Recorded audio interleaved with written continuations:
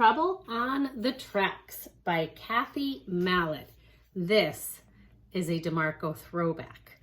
This was a book that my boys got a long time ago. It's written in by my mom and dad. It says, "Happy 3rd birthday to Paul.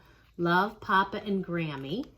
October 10, 11, 2002. So my mom, I love seeing that because that's my mom's handwriting, and she died 2 summers ago. So it's always really special to open up these books. If you ever give a gift of a book to somebody, write on the inside cover, especially if it's a special book, because then maybe they'll enjoy it for years and have it like this. But my boys loved this story. Actually, all the kids did.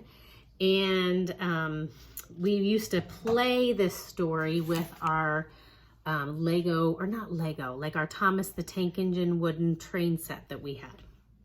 All aboard, next stop, Black Paw Crossing. Some last-minute passengers scurry on board. The engineer makes his final check. I hope we don't run into trouble today.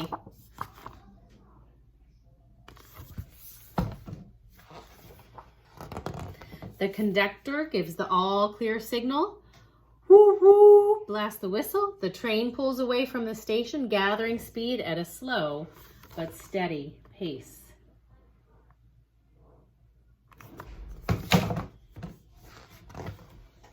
Soon it's gliding along the tracks. It has traveled this route many times before. The engineer keeps a firm hand on the controls as the train rolls through the forests and farmland.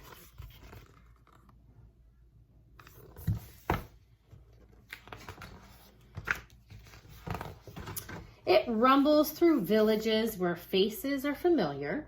It speeds along under the watchful eye of the engineer until he spots trouble ahead. What do you think the trouble could be for this train?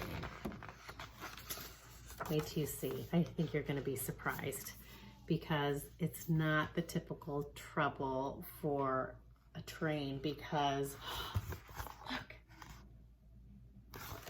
Oh no, trouble on the tracks. And look, trouble has a capital T. See it there? What's that tell you if it has a capital T? It's a proper noun. Watch out, he yells and blasts the whistle. Whoop, whoop. Look at that. Look at this picture and then I'll read. Can you see in those trees what are there? Big black paws. Not again. He looks over the damage and he shakes his head. This is not the first time the engineer's cat, Trouble, has lived up to her name. Look, it's a little boy playing with his train and he's telling the cat, Trouble, to knock it off. But it had better be the last. With the train out of action, Trouble's fun is over for now. Look, he's hopping off of the train track. The mischievous cat moves on. The engineer begins his repairs. He writes each piece and puts it back on the tracks in its proper order. Then he resets the fallen trees. Now listen for the next page. See if you can figure out what point of view this is written from. Maybe you already know, but listen for the signal words. Actually, there aren't going to be any on this page. We just had them on this last page when it said, he writes each piece and puts it back.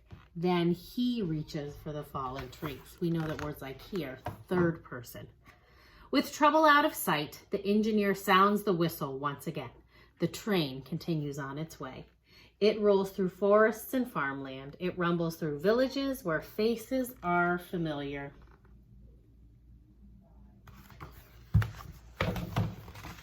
And trouble sometimes lurks. Now, as I was just finishing that story, my phone rang. It was the school district calling. I know they call so much. Anyway, I hope you enjoyed that story. I bet some of you have cats or dogs who cause trouble when you build Legos or create something interesting and they like to hop on it, especially cats, right? They like to bat things around. Maybe they got into your Easter baskets, but they're fun too. They just cause a little bit of trouble. I think it's really cute that that cat's name is Trouble.